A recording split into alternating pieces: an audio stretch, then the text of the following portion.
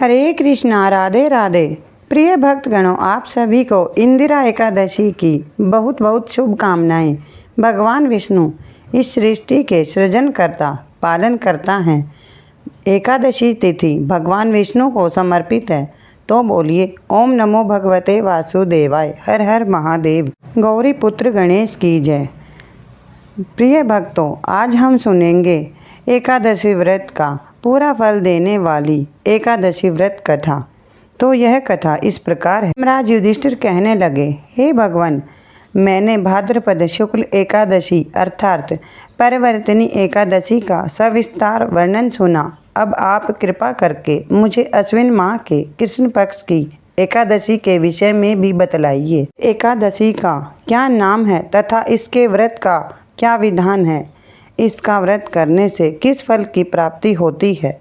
भगवान श्री कृष्ण कहने लगे कि अश्विन कृष्ण एकादशी का नाम इंदिरा एकादशी है।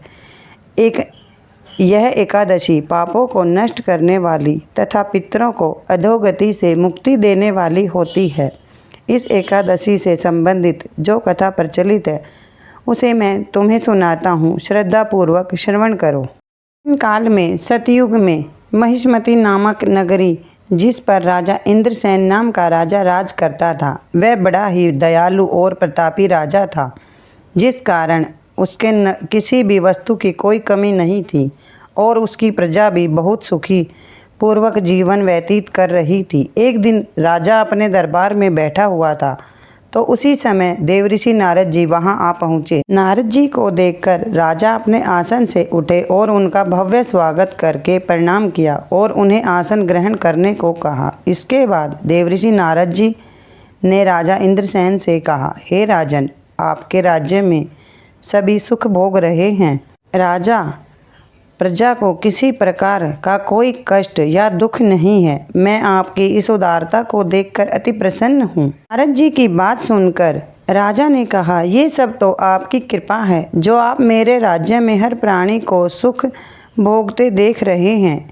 इसके बाद राजा इंद्रसेन ने महर्षि नारद जी से आने का कारण पूछा और कहा कि मैं आपकी क्या सेवा करूं, जिससे आप प्रसन्न हो जाएं। राजा की बात सुनकर नारद जी बोले, हे राजन, मैं एक बार यमलोक गया था, तो देखा तुम्हारे पिताजी भी वहां थे।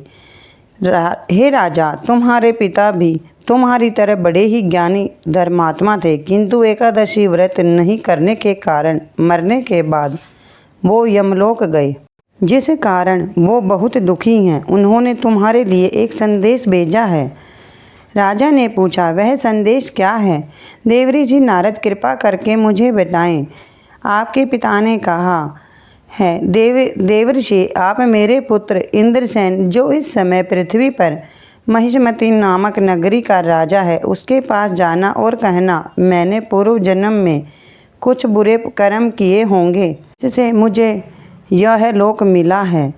यदि मेरा पुत्र मेरे लिए अश्विन महीने की कृष्ण पक्ष में आने वाली इंदिरा एकादशी का व्रत पूरे विधि विधान व श्रद्धा पूर्वक करेगा, तो मुझे इस लोक से मुक्ति मिल जाए, जिसके बाद मैं स्वर्ग में वास करूंगा। यह सुनकर राजा ने देवऋषि नारद जी से पूछा कि कृपा करके आप मुझे इस इंदिरा एकादशी व्रत का विधान बताएं, जिससे मेरे पिताजी को स्वर्ग लोक प्राप्त हो। नारद जी ने कहा, इस व्रत के लिए तुम दशमी के दिन प्रातः जल्दी उठकर स्नान आदि से मुक्त होकर किसी नदी में अपने पितरों के नाम का श्राद्ध करो और रात्रि को पृथ्वी शयन करो। जिसके बाद एकादशी वाले दिन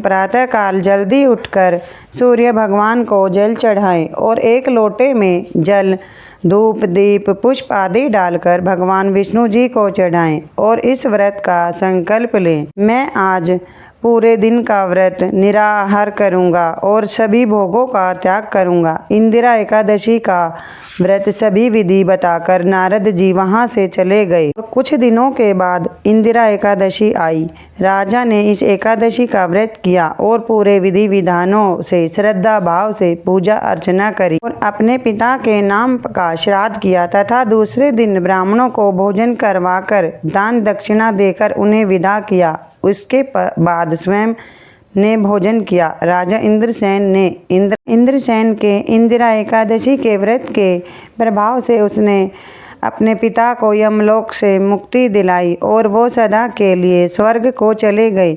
हे युधिष्ठिर, यह इंदिरा एकादशी का व्रत का महात्म्य मैंने तुमसे कहा। इसके पढ़ने और सुनने से मनुष्य सब पापों से छूट जाते हैं और सब प्रकार के भोगों का भोग कर वैकुंठ को प्राप्त होते। सुनेंगे तुलसी माता की कथा।